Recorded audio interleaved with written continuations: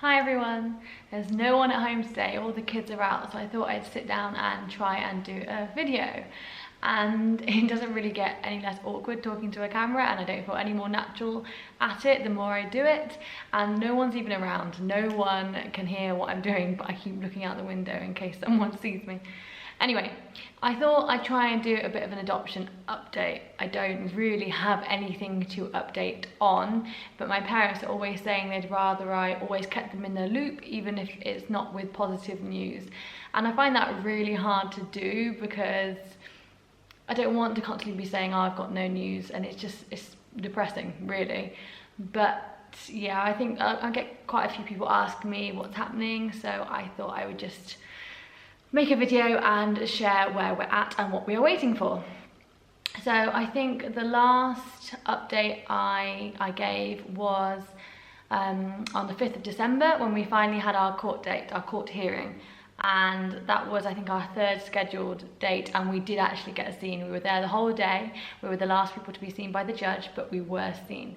And it seemed to go quite well, but she asked us to provide some extra paperwork. And we did. Some of them were a bit tricky to get, but we managed to get everything. I had to go to the British Embassy in Kampala. I had to get something notarized by a solicitor in the UK.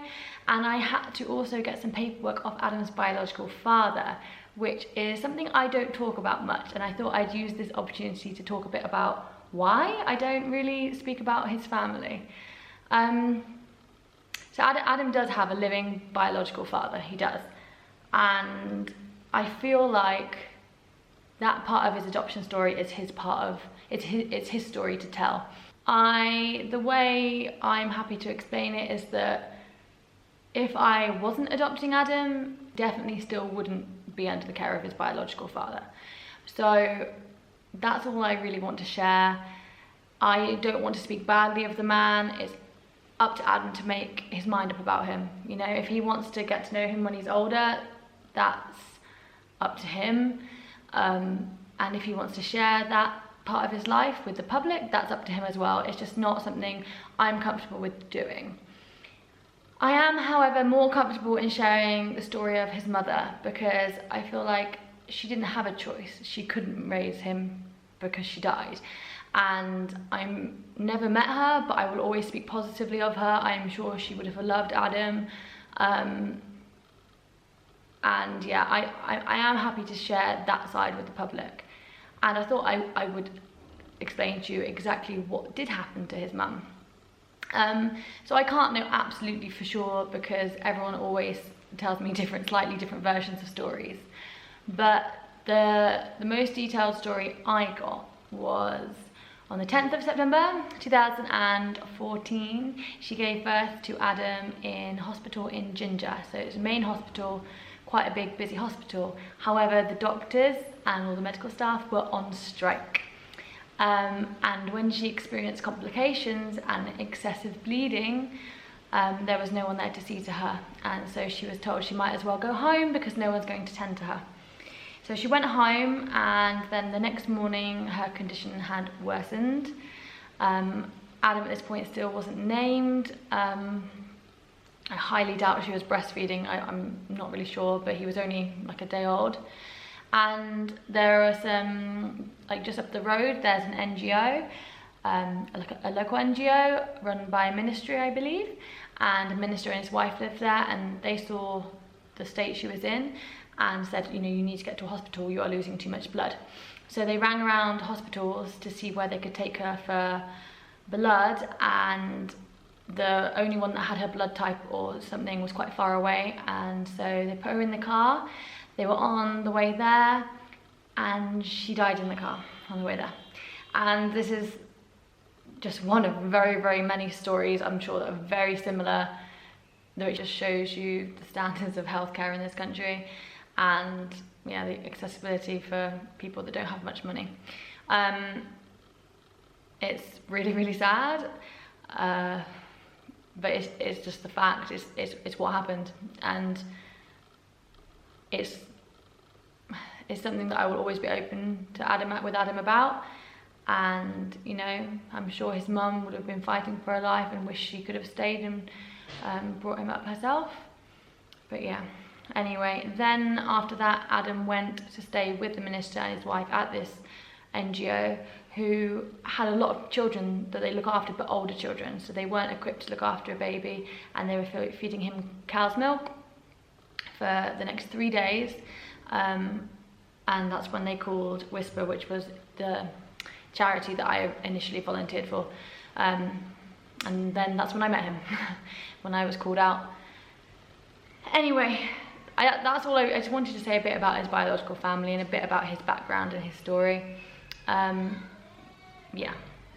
Anyway, back to the update. So all the paperwork and everything, we got that all in, and now we are waiting for a ruling date. So the ruling date would be when the judge would either declare me Adam's mum or the opposite, which obviously, fingers crossed, will never happen. So the judge has to give us a date for us to go in for our ruling, and that is basically what we're waiting on. The last I heard, the judge has gone on holiday abroad, so we haven't got a date in the diary yet, and I'm not exactly sure when she's back. Honestly, I hear such different things from different people here about how long it takes to get their ruling. Some just take a couple of months, some have taken up to a year. I am really hoping we'll have one by Easter, but you just can't know for sure here, you really can't. After we get our ruling, it'll be time to get Adam's passport. And then from then on, everything is relatively straightforward. I know exactly what all the next steps are. I'm already in touch with an immigration lawyer in the UK. I've already got all my written advice from her. I know exactly what steps to do when. And she's waiting for me to email her saying, it's all gone through here, we can start the process for the visa. So really, we're just waiting on this ruling date, and that's probably, of all the steps we've had so far, that's the biggest, most scariest, most important part of this whole adoption, is whether they say yes or no to me being his mum, basically. So there won't be any questions asked at the ruling or anything like that. It's literally, it's the ruling. So yeah, I just hope it comes soon. It's quite scary, really. Of course, fingers crossed, would never happen, but at this point in time, you know, Adam isn't legally mine, so something could change, law could change, and it's just quite scary. I'm sure that nothing like that will happen, but it will be such a relief when this finally goes through. The adoption isn't actually recognised in the UK once it goes through, but that's going to be a whole other process altogether, which I will deal with when we get back to the UK. Yeah, it's just important that we get the adoption sorted this side. Yeah, that's it really. Like I said, not much to update. We're just waiting on this ruling date. I will update everyone as soon as we get that. Yeah, this has not been an easy process. I moved out here, is it August 2016? So I've been here 2.5 years now. And yeah, we're still waiting. It's all completely totally worth it. Adam is so worth it, beyond worth it. But yeah, it's putting a lot of stress on everyone, really.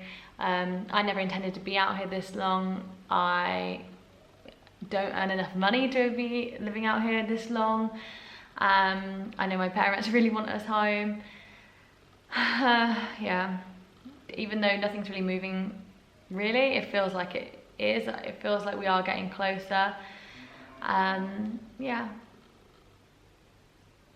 Anyway, thank you for everyone who's following our journey. I've got so many incredible people supporting us, and always I love hearing everyone's kind words and answering questions. And yeah, even though this has not been an easy process, I'm such an advocate for adoption. I think it's incredible. Yeah, and I'm not sure if I'll ever have the money to do it again, but I definitely would love to adopt more in the future. Anyway, thank you for watching, and I will see you again next time.